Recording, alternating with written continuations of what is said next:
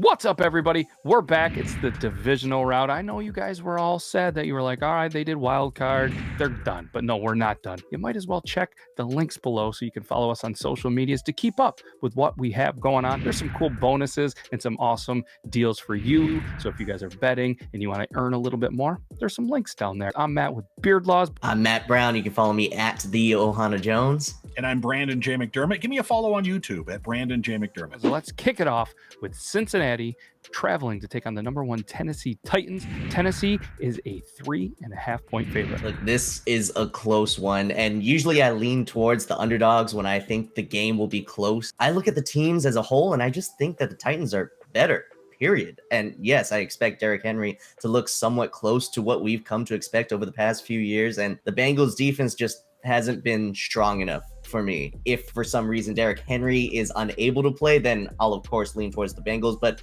for now, I like the Titans with the points. The Titans, they've long been the team that I knew would be dangerous in the playoffs. They've got home field advantage, and they're facing an up-and-coming Cincinnati team that just won its first playoff game since I was in kindergarten. But it's injuries galore for Cincinnati's front seven. And with the Titans' run game, you've got arguably the best in football, maybe making a return, Derrick Henry. I think the Titans do cover and do win here at home. Henry, he's kind of a big storyline here, which maybe is a little bit of a benefit for the Titans because they've been good without him. They have their receiving core healthy. Status is in the air, but I have to imagine that the line hasn't really jumped that much. I'm going to go with the home team. It's going to be loud in Tennessee. I really do think that they are the better team. The only thing that does scare me is that Tannehill is still the quarterback. All agreeance on this one. Tennessee minus 3.5. I know that I'm going to go Tennessee, and I'm going to go the under. I like the under as well. If that run game gets going for the Titans, that plays right into that. So definitely. Which we have San Francisco in Green Bay. They're heading into Lambeau to take on the number one NFC team. This one, I think, is going to be a good game.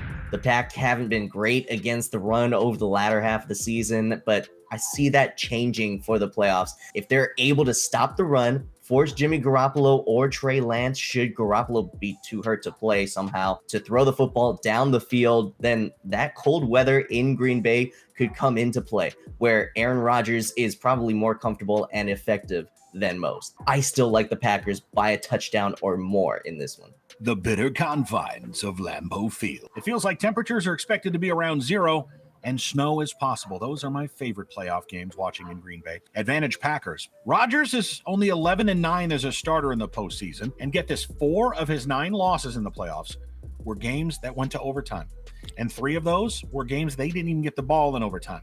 Randall Cobb is back in this one. That's the thing to watch in this, I think. The 49ers, I'm not trusting them to go into Lambeau and get a win here. I've got the Packers by a touchdown. I like Green Bay as well, even though Niners are 5-1 against the spread in their last 6 games. They are playing hot against the spread. I'm not going to touch the over-under, I think, on this one, but I do like Green Bay minus 6. Rams in Tampa Bay. Tampa Bay is a 3-point favorite at home. Since I'm here in Southern California, I can tell you with confidence that this is the matchup that the Rams wanted. Tom Brady passed for 432 yards against the Rams back in week 3, but that was it.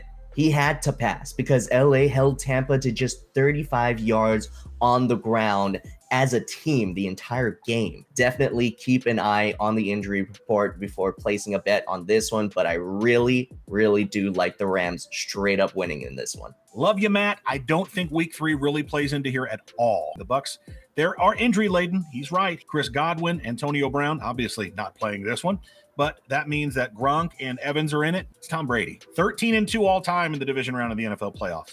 Give me that fire. Give me them Bucs to cover. As far as the center for Tampa Bay, he is listed as probable. So I think that is good news depending if you're going for Tampa or not. I have to admit, I have lost a handful of money going against Tom Brady in the playoffs. I never bet against Brady in the playoffs, and I'm going to continue with that rule. So again, my pick, Tampa Bay minus 3 in the over. Sunday, 6:30 is the Buffalo Bills taking on the Kansas City Chiefs. Closest spread of all of them. Kansas City is a 1.5 point favorite at home, and typically when it's 1.5, a home team always gets about a 1.5 point advantage, so it's almost saying it's a pick'em game. This is the rematch that everyone's been looking forward to ever since last year's AFC Championship. I've got to go with the more complete team, and yeah, they did also win their matchup in the regular season this year. That's the Buffalo Bills. The Chiefs defense may have gotten better as the season has gone on, but they're just not there. The Bills defense, on the other hand, has been a top 10 defense for me the entire season. And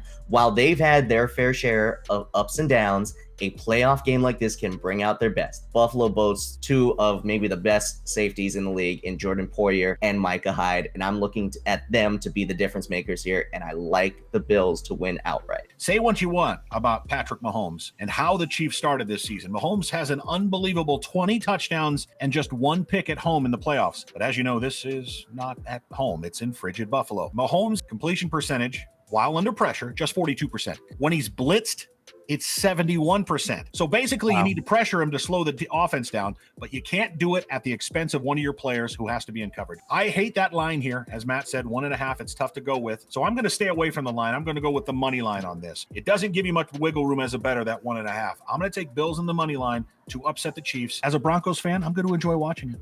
Ooh, Buffalo's defense has really turned it up. Their last 3 games, they have given up 17, 10, and 15. Chiefs, 7-2. Against the spread in their last 9. I think it's going to be a very close game, as the spread indicates, but I'm going to go with the Chiefs 1.5, and I'm going to go with the under. We're going to give you guys our unanimous lock of the week. Usually we give you 3-4 picks, but there's only 4 games. But the one game that we truly all agree on, that we say this is going to be the game that you're going to want to take, is Green Bay at home, -6. The number 1 seed, Aaron Rodgers, and the boys get it done in Lambeau against the Niners. Keep an eye out for us on all our social medias in the description below. Again, I'm Matt with Beard Laws. And I'm Matt Brown at the Johanna Jones.